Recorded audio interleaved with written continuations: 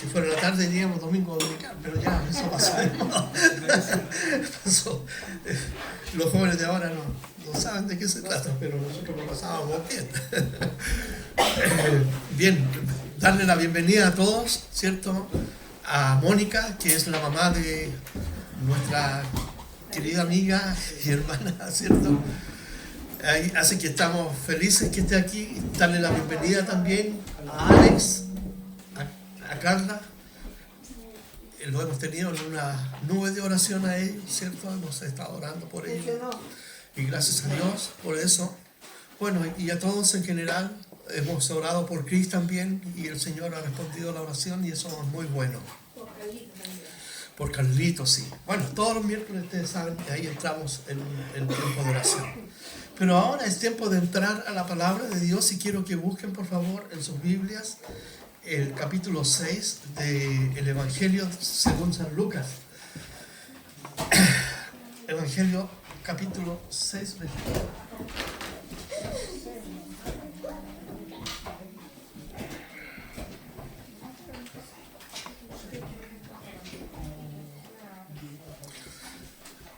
Vamos a contextualizar para entrar al texto. Jesucristo acaba de irse a la montaña a orar toda la noche. Él está, siempre en tiempos de oración se va a la montaña, al monte. Y esto es muy simbólico porque Dios se manifiesta en el Antiguo Testamento en el monte Sinaí, ¿cierto? Cuando desciende lo que los judíos llaman la Shekinah, que es la gloria de Dios, con relámpagos, con truenos, y allí, ¿cierto?, le entrega a Moisés por mano de un ángel, le entrega los mandamientos. Entonces Jesús hace muchas cosas para identificarse, ¿cierto?, con Moisés. En el fondo, Cristo es un tipo de Moisés, pero Jesús es el Mesías, es el Salvador, y Él va a la montaña a orar, y luego de orar toda la noche, Él escogió a sus discípulos. Mucha gente le seguía. Entonces Él tuvo que pasar toda la noche orando para escoger a 12 personas que iban a trabajar, iban a estar con Él durante 3 años y medio que duró su ministerio. Y escogió a los 12, y entre ellos escogió a Judas Iscariotes. Él sabía que Judas nunca iba a decidirse por Dios, que él tenía una visión más política del reino de Dios, y por lo tanto su corazón estaba alejado de la espiritualidad que Dios busca en un ser humano. Pero lo escogió porque Dios, en su omnisciencia, es decir, en su conocimiento de todas las cosas, desde el pasado al futuro, Él sabía que Él nunca se iba a arrepentir. Por lo tanto, también Dios lo usó como un instrumento en sus planes y propósitos, aunque Judas siempre tuvo la oportunidad de arrepentirse, pero nunca lo hizo. No como Pedro, que Pedro negó a Jesús, pero Pedro lloró amargamente porque había en su corazón un arrepentimiento sincero y honesto, y Jesús lo restauró.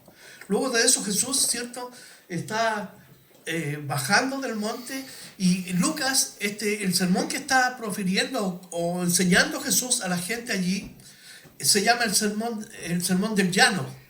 Mateo le llama el sermón de la montaña. Y tenemos dos perspectivas para un mismo mensaje, porque Mateo lo ve subiendo al monte y Lucas lo ve cuando ya ha descendido, se establece en un lugar del monte, que está en Galilea, mirando hacia el mar y hacia Capernaum. Entonces Jesús allí ya nos enseñó las bienaventuranzas. Mateo enseña 8 bienaventuranzas, Lucas enseña 4 bienaventuranzas. La palabra bienaventuranza significa dichoso, feliz. Entonces cuando él dice bienaventurados los pobres en espíritu, está diciendo dichosos, ¿cierto?, felices, los que descubren su pobreza espiritual, y eso los empuja a buscar a Dios. Lucas habla de una pobreza más material, porque en el primer siglo, donde está Jesucristo desarrollando su ministerio, estamos aproximadamente en el año 33 o por ahí, porque recuerden que Jesús no nació en el año 0, Jesús nació en el año 4 del rey Herodes, y hay un desfase de 4 a 7 años. Entonces, pero la cosa es que Jesús está enseñando a esta gente que está dominada por un imperio. Este es el imperio romano. El imperio romano ha tomado control de toda la Palestina, de toda esta parte de África, ¿cierto? Y ellos no llegaron, ¿cierto?, como buenos vecinos. Ellos llegaron a imponer el terror bajo un régimen opresivo que extorsionaba a la gente, les ponía impuestos de tal manera que la gente estaba agobiada. Y sumado a eso, tenemos la religión judía, que oprimía más a la gente, porque en vez de compartir o traer un mensaje liberador, porque nosotros como seres humanos queremos ser liberados desde dentro, ¿cierto?, desde nuestro corazón, liberados en nuestra mente, en nuestro espíritu. ¿Qué hizo la religión? La religión se estancó en la parte externa. Y ellos, los líderes, los fariseos, los saduceos, los escribas, ¿cierto?, que eran los que enseñaban, los encargados, los doctores de la ley, ellos entonces tomaron la religión judía y la llevaron a la parte externa. Entonces, cuando ellos veían que un judío o una familia judía, ¿cierto?, practicaban los ritos judíos como, ¿cierto?, el lavamiento de las manos, guardaban el sabbat, ¿cierto?, se purificaban, iban al templo. Entonces ellos creían que esa era la señal de que ellos estaban bien. Pero Jesucristo en el sermón de la montaña, cuando leemos el Evangelio de Mateo, Jesús va a destruir esa postura religiosa externa que hoy día también la encontramos en muchos círculos religiosos, que la gente se conforma, ¿cierto?, con hacer ciertos ritos. Jesús destruye eso y Jesús va más allá. Por eso Él dice, oíste que fue dicho, mas yo os digo. Entonces Jesús establece un nuevo mensaje, un nuevo sermón. Así como Moisés baja las tablas en el monte Sinaí, ¿cierto?, donde dice, yo soy Jehová tu Dios, no tendrás dioses ajenos delante de mí, no los honrarás, no te inclinarás. En fin, todos esos mandatos. Ahora tenemos a Jesús diciendo, oíste que fue dicho, pero yo os digo. Y Jesús acaba de enseñar entonces en el versículo 20, ¿cierto?, de Lucas 6, dice, y alzando los ojos hacia sus discípulos. Fíjense, tenía discípulos, pero también dentro de los discípulos tenía seguidores. Y Él llamó a 12 personas para que sean sus discípulos, porque Él los iba a formar, los iba a entrenar. ¿Por qué? Porque el trabajo que venía posteriormente era un trabajo arduo. Y durante todos los años del ministerio de Jesús, Jesús entonces estuvo piel con ellos. La rutina en aquellos tiempos, cuando existían estas escuelas de profetas o estas escuelas de maestros, era que los discípulos hablaban, comían, respiraban, vestían como su maestro. Y aquí tenemos a Jesús guiándolos. Por lo tanto, Él les iba a enseñar que el reino de los cielos no era la cuestión externa, sino del corazón, y que el reino de los cielos necesitaba a ellos. ¿Para qué? Para que llevaran el mensaje por todo el mundo. Así que aquí tenemos los discípulos que tienen que aprender, como nosotros somos discípulos, tenemos que aprender de nuestro Señor, lo que Él desea, cuál es su voluntad, cuál es su propósito, de cumplir todas esas cosas por medio del estudio de la palabra de Dios. Y estos discípulos están aquí. También hay seguidores que vienen solamente por los panes y por los peces. Hay gente que solamente venía por eso, otros venían porque sabían que Jesús los iba a sanar.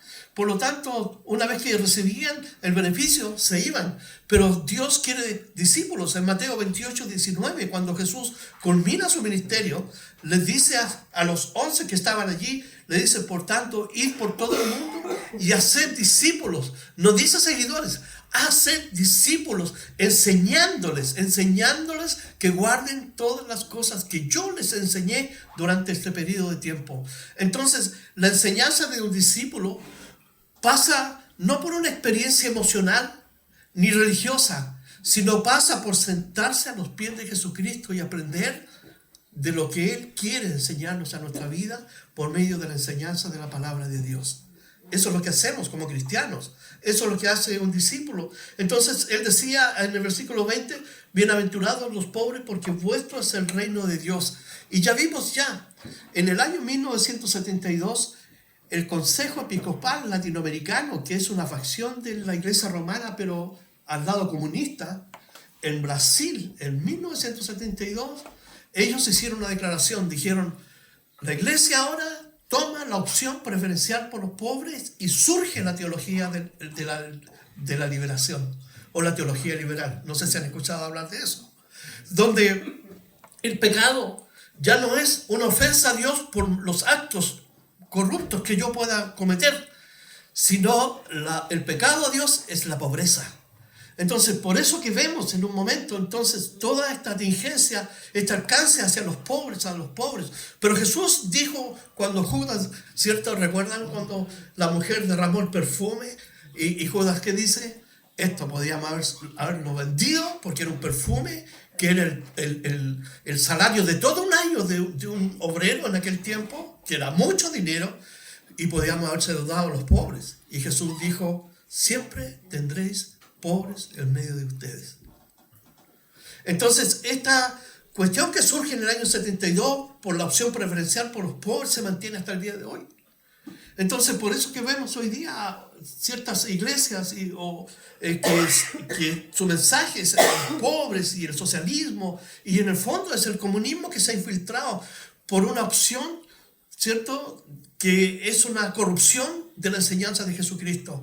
Entonces, el que va al cielo no va al cielo porque es pobre. El que va al cielo va porque tiene a Jesucristo en su corazón. Porque también los ricos van al cielo, aquellos que no han puesto su corazón en la riqueza. Pero los pobres en espíritu, el hombre que sabe que tiene una necesidad y que por tiempo la ha cubierto con drogas y otras cosas, pero en un momento el Espíritu Santo le habla su corazón y se da cuenta que está vacío, que necesita a Dios. Eso es una síntesis de la pobreza espiritual que refleja la búsqueda del ser humano. Y cuando nosotros llegamos a ese punto, entonces decimos, Señor, solamente tú me puedes ayudar. Y por eso Jesús en Mateo le da el sentido espiritual. Lucas habla más literal. Mateo teologiza, habla más bíblicamente, porque ese es el punto del mensaje que quiere traer Jesucristo. Oíste que fue dicho, yo os digo. Entonces dice aquí, bienaventurados, dichosos vosotros los pobres, porque vuestro es el reino de Dios. Porque en medio de la asamblea que estaba escuchando a Jesucristo, había gente muy pobre. Si la pobreza en aquel tiempo era extrema, por lo tanto, ellos sentían la necesidad de escuchar el mensaje y relacionarse con Dios. ¿Y cuál era la fórmula de aquel tiempo para demostrar que una persona se había comprometido en entregar su vida con Dios? Era el bautismo del arrepentimiento. ¿Se recuerdan? Juan Bautista todavía está predicando. Juan Bautista está predicando, arrepentidos, ¿cierto? Y convertidos, bautizándose, ¿cierto? Para recibir a quien ya estaba ahí presente, que era Jesucristo. ¿Y cuál era el mensaje de los discípulos de la iglesia del primer siglo? Arrepiéntanse, que es un cambio de mente, es un cambio de dirección de vida, un cambio que toca nuestra mente, nuestro corazón, nuestro espíritu. Ese era entonces el fruto de una persona que había cambiado. Y aquí tenemos pobres en el espíritu, personas que están allí recibiendo el mensaje, son dichosos, felices. Primero fueron bienaventurados porque vieron a Jesús cara a cara. Nosotros no lo vimos, solamente escuchamos sus palabras por fe. Y Jesús dijo, más bienaventurados son los que no vieron y creyeron. Así que somos bienaventurados también, como ellos. Ellos lo vieron, nosotros no lo vimos. Pero aquí está el mensaje. Entonces vimos y establecimos que la pobreza no es condición para ir al cielo. Porque hay pobres que son blasfemos contra Dios. Hablan peste contra Dios, no quieren recibir a Jesucristo. El día viernes me fui a encontrar con un amigo que es pastor y justo había una persona ahí y le compartí el evangelio. Dijo, a ver si Dios me puede ayudar. Entonces podemos ver que el corazón del hombre es engañoso. Entonces no es la condición externa de riqueza o pobreza, sino es la condición delante de Dios de nuestro corazón para recibirle como Salvador. Por eso Jesús aquí dice, porque vuestro es el reino de Dios. ¿Y qué es el reino de Dios? El reino de Dios aquí, cuando Jesús vino a enseñar, es algo espiritual. Porque el propósito de Dios era que Jesucristo viniera y el pueblo de Israel lo reconociera y se estableciera el reino. Pero Jesús dijo, cuando los discípulos le preguntaron, ¿vas a establecer el reino ahora? No les toca a ustedes tomar esa decisión. Entonces, un día Jesucristo va a regresar. De acuerdo a las profecías, estamos en los últimos tiempos. Jesucristo va a regresar por segunda vez y ahí Él va a establecer su reino físico. Pero mientras, es el reino de Dios, es el gobierno de Dios sobre mi vida. Cuando decimos tú eres mi Dios, es porque estoy reconociendo que Dios tiene un reino, que Él es el rey y que es el Señor y rey de mi vida. Por lo tanto, Jesús dice aquí, bienaventurados, dichosos, porque vuestro es el reino de Dios. El versículo 21 dice, bienaventurados los que ahora tenéis hambre, porque seréis saciados. Bienaventurados los que ahora lloráis, porque reiréis. Porque la pobreza, como les mencioné, recuerden que Roma les quitaba dinero a través de los impuestos. Había aduanas en todas las fronteras en el pueblo de Israel cuando viajaban de Galilea a Jerusalén, de Jerusalén a Jericó. En cada lugar, en las puertas estaban los cobradores de impuestos y entre ellos, uno de ellos era ¿quién? Mateo. Mateo, el evangelista, el que escribió el libro. Por eso Jesús lo llamó, ¿cierto?, a él para que formara parte de este equipo. Y además, los judíos con sus diezmos les cobraban el diezmo por plantar, el diezmo de cada cosa. Entonces, imagínate una persona que era extorsionada por Roma, por los impuestos, y tenía que ir al templo y dar los diezmos de todo lo que él podía producir en su vida. Tenemos un relato en el Nuevo Testamento de una mujer viuda que fue al templo en el momento en que se estaba recibiendo la colecta, y los ricos daban de lo que les sobraba, Jesús dice, pero ella abrió su carterita y sacó 2 blanquitas, que era la moneda más, que es como el peso que nosotros tenemos, que hoy día ya no sirve para nada, y dio 2 pesos. Y Jesús dijo, ven esa mujer y ven esos hombres, ¿cuál de todos dio más? Y uno pudiera pensar que el que da más dinero, pero Jesús y Dios va al corazón, a la intención del corazón, y esa mujer dio todo. Dijo, la mujer, ella dio todo, porque ella dio todo lo que tenía, todo lo que tenía. Ella es bienaventurada. Y aquí tenemos personas que sufren, y en un mundo desigual, tan desigual como vivimos hoy, hay mucha gente que sufre. Uno lo podía ver, yo me recuerdo en Brasil, gente durmiendo en las calles, gente que bajaba de las favelas a dormir en la playa. Y hoy día en Chile tú puedes encontrar gente durmiendo en todas partes, gente que está allí, que muchos vinieron a buscar un futuro, pero se encontraron con otra realidad, pero hay mucha indigencia. Entonces uno pudiera pensar, ellos tienen asegurado el reino de los cielos. No, ellos tienen que escuchar el mensaje de salvación para que ellos puedan entrar al reino de los cielos. Pero esta gente sufre, tiene hambre, y la iglesia tiene un rol social que cumplir también. Si la iglesia no es tan solo espíritu y cantar, la iglesia también, como cristianos, tenemos una responsabilidad. En el Mateo capítulo 25, Jesús va a separar las ovejas de los cabritos. Cuando venga por segunda vez, Jesús va a hacer un juicio. Y a algunos les va a decir, bienvenidos, entrad al reino de mi Padre, cuando venga a gobernar por segunda vez. Y Jesús les va a decir, porque tuve hambre y me diste de comer. Tuve sed y me diste agua para beber. Me viste desnudo y me cubriste. Y la gente le va a preguntar, ¿y cuándo te vimos así? Le dijo, por cuanto a uno de estos los hiciste, porque en ese tiempo Israel va a sufrir una persecución el triple. O sea, es inimaginable lo que van a suceder con Israel en los últimos tiempos. La mortandad contra ellos. Y todos aquellos que ayuden a Israel son bienaventurados. Entonces Jesús dijo, por cuanto a uno de estos lo hiciste, a mí me lo hiciste. Y hoy en día nosotros podemos ayudar a gente. Hay muchos que se aprovechan, ¿cierto? Pasan por la casa y te dicen, mire, vengo de aquí, de un grupo que estamos ayudando a los pobres, pero es pura mentira. Entonces uno tiene que dar con sabiduría y ayudar con sabiduría. No podemos dejar de lado este llamado que Dios hace. De hecho, en Proverbios dice que cuando tú das al pobre, dice, tú les prestas a Dios. Pero uno no lo hace con esa intención, sino uno da porque tiene un corazón agradecido de Dios, porque uno tiene techo, uno tiene ropa, uno tiene comida. Y fíjense, ¿y por qué lo tiene? Porque uno busca el reino de Dios y su justicia. Porque uno está en el reino. Jesucristo nos aseguró la provisión mínima: ropa, comida y vestido. Recuerden, Jesús dijo: no sean como los gentiles, que ellos se afanan por estas cosas. Ustedes busquen el reino de Dios y su justicia, entonces estas cosas serán añadidas. Y como Dios nos añade cada día, porque ¿quién de nosotros no tomó desayuno este día? ¿Quién de nosotros no almorzó o comió ayer? ¿Quién de nosotros no durmió en una camita caliente? Pero nosotros, si podemos ayudar, tenemos que hacerlo. Y que no sepa tu mano derecha lo que hace esta otra mano, ¿cierto? Qué bueno que entendieron. Entonces, tenemos una responsabilidad en el versículo, ¿cierto? Seréis saciados. Es interesante eso.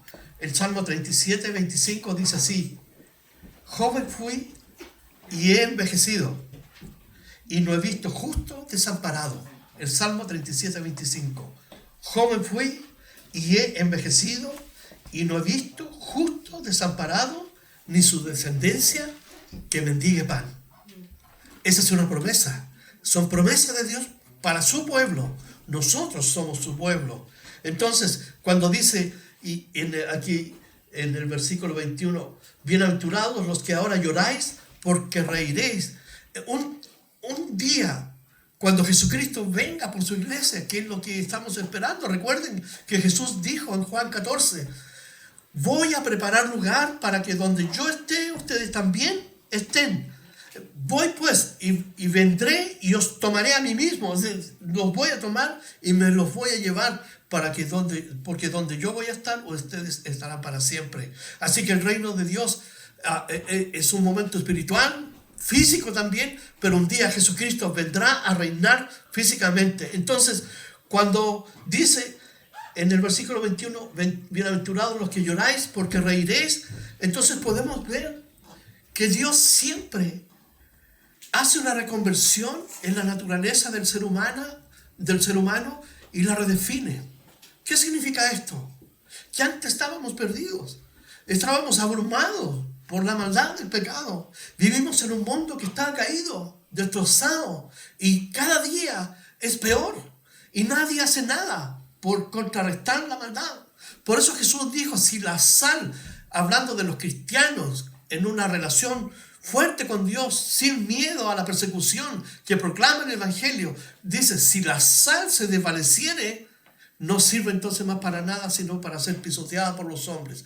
Y eso es lo que el mundo está haciendo hoy en día, persiguiendo a la iglesia, persiguiendo a los cristianos. Nosotros sabemos de eso porque nosotros estamos apoyando un ministerio que se llama Puertas Abiertas, y vemos como en África, como en Corea del Norte, como en China, en los países del mundo islámico, cómo persiguen a los cristianos, los asesinan descaradamente, y todo el mundo sabe. Pero la ONU está preocupada de otra cosa, los gobiernos están preocupados de otra cosa, no se preocupan de pastores, familias enteras que están siendo masacradas, iglesias enteras, ¿cierto?, despedazados por la persecución.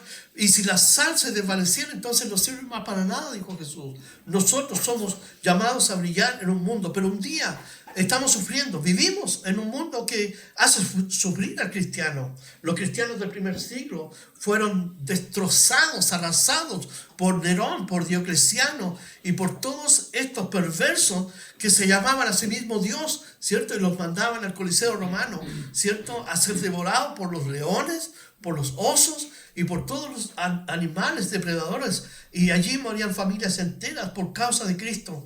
Y hoy en día, ¿cierto?, la promesa que tenemos aquí, todos aquellos que un día lloraron, que fueron perseguidos, un día van a reír de gozo.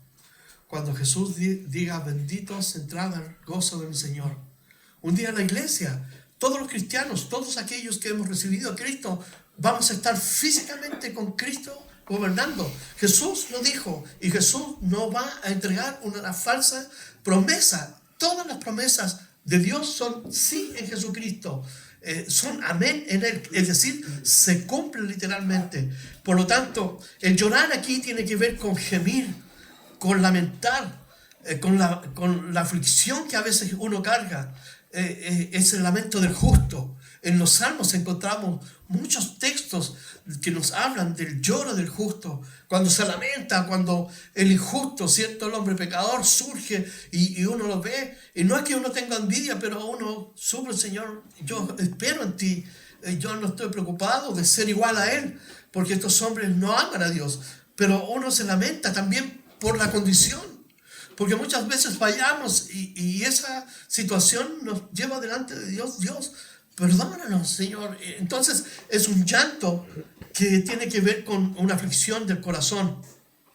La iglesia hoy en día, ustedes saben que en Corea del Norte, si toman a un familiar que es cristiano, toman a toda la familia, a toda la parentela completa, la sacan de cuajo, ¿cierto? Y las mandan a campos de concentración por ser cristianos.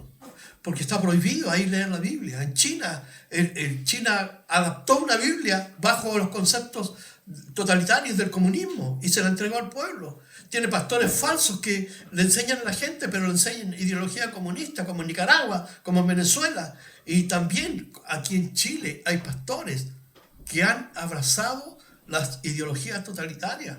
Entonces, ellos están persiguiendo de modo, ¿cierto?, no tan visible, pero están persiguiendo a cristianos, y yo lo he visto.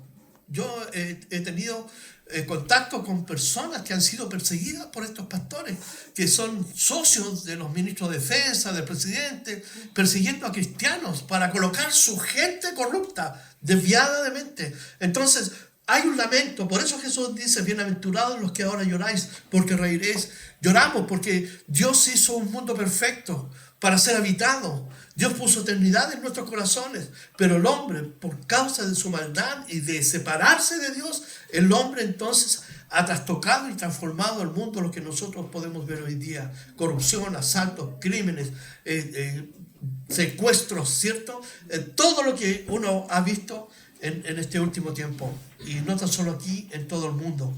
Entonces, por eso dice: porque un día reiréis. La promesa.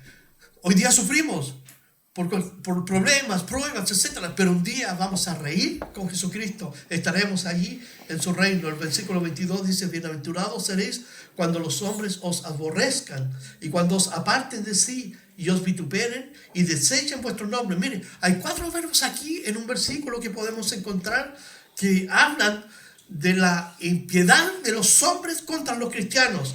En el versículo 22 dice: cuando os aborrezcan, cuando os aparten de sí y os vituperen y desechen vuestro nombre como malo por causa del Hijo del Hombre. Se buscan en Juan 16:2.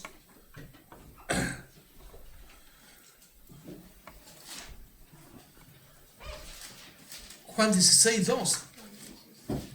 Allí este texto, Jesucristo mismo lo enseñó. Dice así, miren, Jesús está hablando con sus discípulos. Está pronto ya a ir a la cruz. En Juan 17, Él ora por sus discípulos, de ahí sale y ya va al Calvario, en el Evangelio de Juan. Pero en Juan 16:2 le dice a ellos: os expulsarán de la sinagoga. Es decir, va a llegar un momento en que por su fe los van a apartar, ¿cierto?, de ese vínculo en el cual ustedes estaban presentes, porque la iglesia, en este caso la sinagoga, se corrompió. Entonces a ustedes los van a separar. ¿Por qué? Porque ustedes no van con esa filosofía, con esa cosmovisión que ellos adoptaron en este tiempo. Recuerden que Pablo le dijo a Timoteo que en los últimos tiempos vendrían, ¿cierto?, hombres que apartarán a los discípulos y los traerán hacia ellos y propagarán, ¿cierto?, enseñarán doctrinas de demonios. Entonces aquí dice: os expulsarán de la sinagoga. Y aún, dice, viene la hora cuando cualquiera que os mate, pongan atención a esto, cualquiera que os mate pensará que rinde un servicio a Dios. ¿Qué pensaba la Inquisición en el siglo XIV, siglo XV? Que Dios estaba feliz por asesinar a los herejes que leían o tenían una Biblia en su casa. Dios estaba feliz cuando la Inquisición salió a asesinar en la Contrarreforma a los cristianos. En Suiza, en España, en Francia, en Holanda, los quemaban, los apilaban a los cristianos que tenían una copia de la Biblia. En ese tiempo todavía no estaba la imprenta, así que era todo, se llaman códices, eran una especie de libros escritos, y ellos tenían y los quemaban la Biblia y quemaban a los cristianos, los empalaban, los crucificaban, y todo eso nació de Roma. Roma asesinó a miles y miles de cristianos, y Jesús dijo: pensarán que están haciendo un servicio a Dios, pensarán. Por eso Dios un día por medio de Jesucristo les va a decir: apartaos de mí, malditos, al fuego eterno, nunca los conocí, nunca los conocí. Si en tu nombre hice una procesión, nunca te conocí, porque desechaste lo esencial, lo más importante, el amor de Dios expresado en la cruz del Calvario. Entonces, fíjense aquí en el versículo, dice: seremos rechazados con hostilidad por parte de los incrédulos y por parte de los religiosos. Cuando dice aquí, los hombres os aborrecerán, en el versículo, 22, os aborrecerán, os apartarán, dice aquí. Significa excluir, marginar de la vida normal y social. Y recuerden que viene el anticristo. El anticristo va a marcar a todas las personas. De hecho, ya todos estamos marcados. Todos somos un número. Nosotros somos visibles ante aquellos ciertos entes que están controlando el mundo. Pero vendrá un día que el anticristo les pondrá una marca a cada ser humano. Será un registro. Pero el cristiano, el que se haya quedado lamentablemente, el que no se haya ido en el rapto de la iglesia y se quede para este tiempo que se llama la gran tribulación, que dura 7 años, serán marginados. Tendrá que marginarse de la vida normal, no tendrá acceso a comprar, no podrá vender, no podrá adquirir cosas, tendrá que huir. Entonces Jesucristo aquí está diciendo, aquí seremos aborrecidos y seremos apartados, no tan solo del núcleo religioso o de la vida, sino de la vida social, de la vida diaria. No habrá lugar donde escapar. Dice: y os vituperen. Vituperar significa insultar, humillar públicamente. Cuando Juan Hus, que fue el rector de la universidad en Basilea, fue llevado delante del Papa para que renunciara a su fe, porque había escrito él contra las indulgencias, porque Roma estaba vendiendo la salvación por medio de indulgencias para construir el monumento que tienen, el edificio que tiene hoy. Él escribió contra eso, dijo: no, porque la salvación está en la cruz, no está en un papel que da un papa. ¿Qué hicieron? Lo tomaron, lo llevaron al concilio y después lo quemaron vivo. Como quemaron a Juan Wycliffe, como quemaron a los anabaptistas, como quemaron a los hugonotes, a los hermanos libres, a los moravos. Asesinaron y asesinaron. Y hoy en día, recuerden, la iglesia va a pasar por una persecución. Lo podemos ver en México, en Colombia. Están persiguiendo a los cristianos. Y ni pensar en hablar del África, cómo queman a los cristianos allí. Yo les conté, un pastor amigo mío, cuando estudié en Brasil, fuimos compañeros de la facultad y del instituto, mandaron un misionero de su iglesia, lo tomaron y lo quemaron vivo dentro del auto por predicar la palabra de Dios. El diablo está enojado, sabe que le queda poco tiempo. Por lo tanto, él está esparramando su odio hacia el cristianismo. Tú puedes ver en la televisión estos shows que hacen estos cantantes de hoy en día burlándose de Cristo. ¿Por qué no se burlan de Mahoma? ¿Por qué no se burlan de un santo? ¿Por qué no se burlan de la Virgen? ¿Por qué no se burlan de...? Porque saben que Jesucristo es el centro, es el pilar de la salvación y es la expresión del amor de Dios, quien envió para que fuéramos salvos a través de Él. Por eso no hay ningún otro camino por medio del cual podamos ser salvos, sino a través de Jesucristo. Y podemos ver entonces este odio que va a estar, pero de una forma presente, de forma pública. Los cristianos van a ser asesinados públicamente, y mayormente durante la persecución en la gran tribulación. Dice: y desechen vuestros nombres como malos. Se tildará a los que aman a Jesús como un peligro a la sociedad. Pasa rápido nomás, por favor. Se tildará a los que aman a Jesús como un peligro a la sociedad. ¿Recuerden qué hacían los nazis en la Segunda Guerra Mundial? ¿Qué hacían con los judíos? Les pusieron una estrella. Era un oprobio público. Todos sabían que estas personas, a pesar de ser dignas, creadas a la imagen de Dios, pero eran indignas a los ojos del régimen. El anticristo va a marcar a todo el mundo como becerros para aplastar la dignidad y la imagen de Dios que nosotros tenemos todavía y que ha sido restaurada por medio de Jesucristo en aquellos que hemos creído. Entonces, Jesús dice aquí, por causa del Hijo del Hombre. El apóstol Pedro dice que tú puedes sufrir, pero a lo mejor a veces por tus propios pecados. Y eso no tiene ninguna virtud. Pero si tú sufres por la causa de Cristo, eso tiene entonces una recompensa, un premio. En el versículo 23 dice, gozaos en aquel día y alegraos, porque aquí vuestro galardón es grande en los cielos, porque así hacían sus padres con los profetas. Está hablando ahora directamente, ¿cierto?, de Israel, con los profetas, cuando Dios enviaba, por ejemplo, a Jeremías, a Ezequiel, a Isaías, a Miqueas, a Jonás, a Habacuc, Joel, y todos estos profetas que predicaron en el nombre de Dios la palabra. ¿Qué hacían el pueblo de Israel? Los tomaba y los asesinaba. Al profeta Isaías, el rey Manasés, ¿ustedes saben lo que le hizo? Lo aserró por la mitad, lo cortó, lo tomaron y lo aserraron, lo partieron así. Jesús dice, eso hacían sus padres con los profetas, porque habían falsos profetas también. Cuando Jeremías decía, así dice el Señor, y se puso una vez, en una oportunidad, un yugo de estos de los animales, ¿cierto? Así van a hacer con este pueblo. Van a poner un yugo y se los van a llevar prisioneros. Y salían los falsos profetas, especialmente uno llamado Ananías, decía, paz, paz, paz, dice el Señor. Y a los años después, ¿qué hizo Nabucodonosor, el gobernador del imperio babilónico? Tomó a los judíos y los masacró. Y se los llevó cautivo a Babilonia. Entonces, ¿qué dice aquí? Gozaos en aquel día y alegraos, porque aquí que vuestro galardón es grande. Por eso es que los cristianos en el Coliseo Romano, las familias se unían y cantaban, al Señor morían cantando.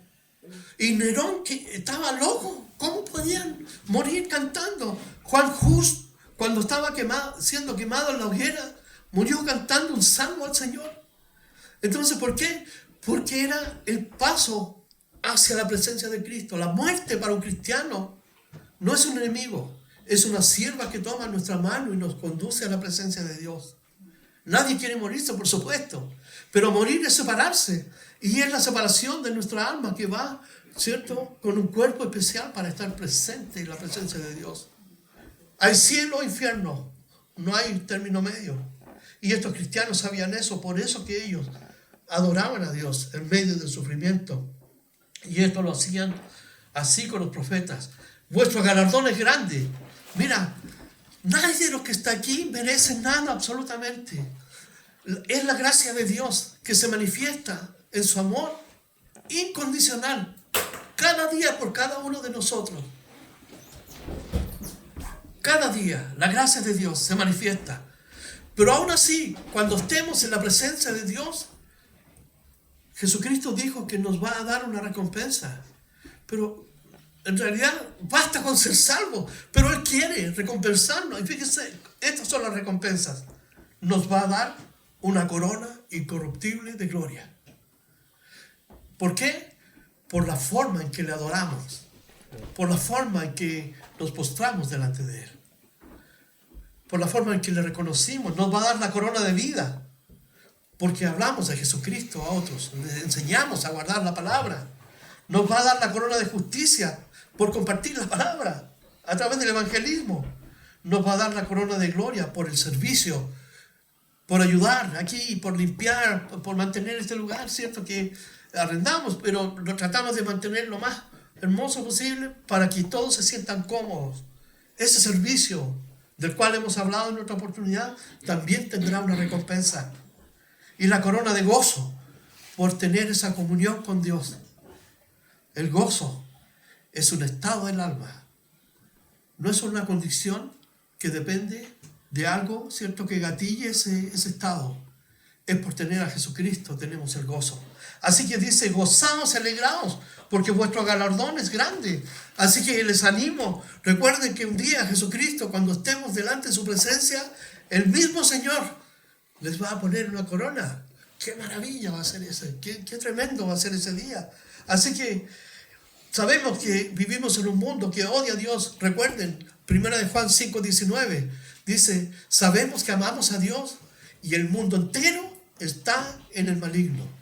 Este mundo completo está en el maligno. Recuerden que cuando Jesús fue tentado por Satanás, después que fue bautizado, le dijo, te doy la gloria de estos reinos porque a mí me ha sido dada y a quien quiero se la doy. Entonces, desde el principio, cuando el hombre desobedeció a Dios, el mundo entero, y así a través de esta progresión, ¿cierto?, en que ha ido el mundo fluyendo y donde se han generado países, ¿cierto?, naciones, reinos, todos estos reinos, sin ninguna excepción, están bajo el control y dominio del príncipe de la potestad del aire. Porque él dijo, porque a mí me fueron dadas y a quien quiera se los doy. Y si tú postrado me adoras, te los doy a ti, le dijo a Jesús. Fue la propuesta más estúpida porque Jesús fue el creador de todas las cosas. Como, ¿cierto? Como, bueno, pero para que veas tú la insensatez. Y Satanás a veces nos hace caer con cosas que parecen ridículas. Pero Jesús le dijo, apártate de mí, Satanás, porque solo al Señor tu Dios servirás. Entonces, vivimos en un mundo que está gobernado y controlado por el príncipe de la potestad del aire. Los gobiernos, recuerden que hay principados, potestades en el mundo espiritual. Nosotros, ¿cierto?, no tenemos acceso a ver ese mundo, pero sabemos que existe porque por la palabra de Dios hemos aprendido que hay un mundo espiritual de maldad. Y yo creo que si Dios permitiera que viéramos eso, no soportaríamos, porque allí están los demonios, las huestes espirituales que controlan los dirigentes de este mundo. ¿Ustedes creen que este presidente no está controlado por los demonios? Por supuesto.